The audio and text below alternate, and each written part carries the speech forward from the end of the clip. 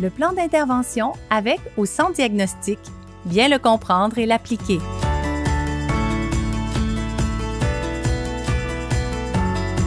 Bonjour, c'est Carlo d'aidersonenfant.com. Pour cette dernière capsule sur le plan d'intervention, on va aborder l'évolution du plan d'intervention dans le temps avec Christine Paquette, enseignante au secondaire. Salut Christine. Bonjour Carlo. Christine, juste avant de parler de l'évolution, j'ai déjà entendu le mot plan d'action. Est-ce que plan d'action et plan d'intervention, c'est la même chose? Ce n'est pas synonyme. Dans le fond, le plan d'action arrive avant le plan d'intervention et ce ne sont pas tous les élèves qui vont avoir un plan d'action. Le plan d'action, normalement, va être rédigé davantage avec les professionnels comme une technicienne en éducation spécialisée ou une psychoéducatrice.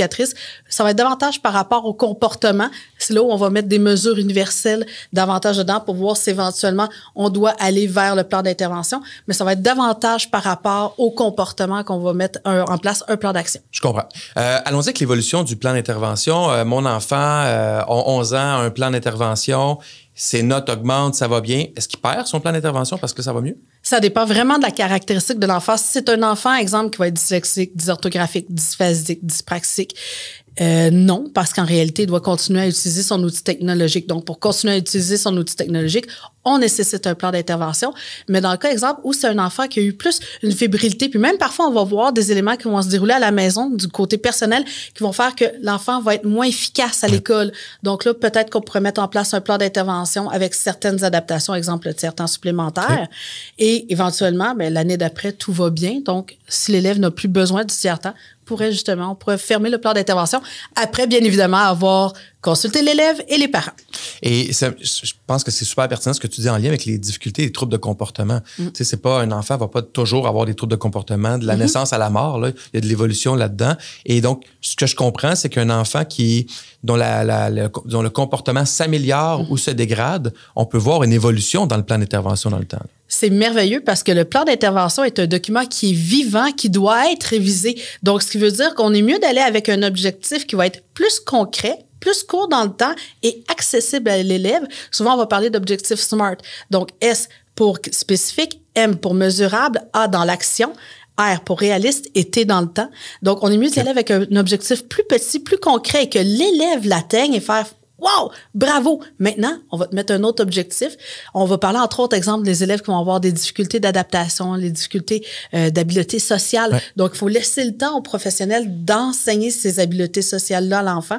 Donc, on y va dans le petit, on y va dans le concret. On est mieux de réviser le plan pendant l'année scolaire que d'y aller déjà trop gros et que l'élève risque de se décourager en cours. Puis comme parent, là, on vise des réévaluations aux 3 mois, aux étapes? Ça dépend vraiment. Normalement, le plan d'intervention doit être révisé au minimum à chaque année pour s'assurer justement que tout est encore actuel. Ouais. Mais j'ai déjà vu un plan d'intervention qui a été révisé 2 mois par la suite parce que justement, l'objectif était atteint. OK, génial. La question qui tue par rapport au plan d'intervention, c'est la transition primaire-secondaire. On a entendu des belles histoires et des histoires d'horreur là, par rapport à ça, autant sur le document qui ne suit pas ou les mesures d'adaptation qui ne sont pas appliquées au secondaire. À quoi on doit s'attendre comme parent dans cette transition-là, primaire-secondaire?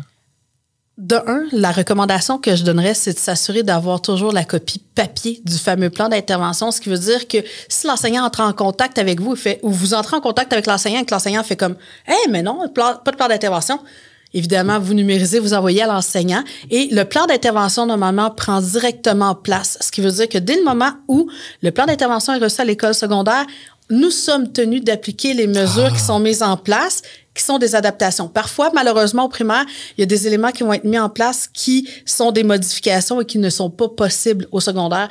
Exemple, faire valider son travail ou son évaluation en cours d'évaluation. Okay. Ça, en première secondaire, là, c'est impossible. Donc, ça, au primaire, c'est une adaptation, mais au secondaire, c'est une modification. Donc, on la met de côté. Donc, pour commencer. Évidemment, les mieux placés pour vous répondre, c'est l'enseignant par rapport à ça ici ou la direction, évidemment. Donc, mais les enseignants de première secondaire sont tenus de mettre en place les adaptations permises au plan d'intervention est permise, évidemment, au secondaire, jusqu'à la révision du plan d'intervention, saveur secondaire.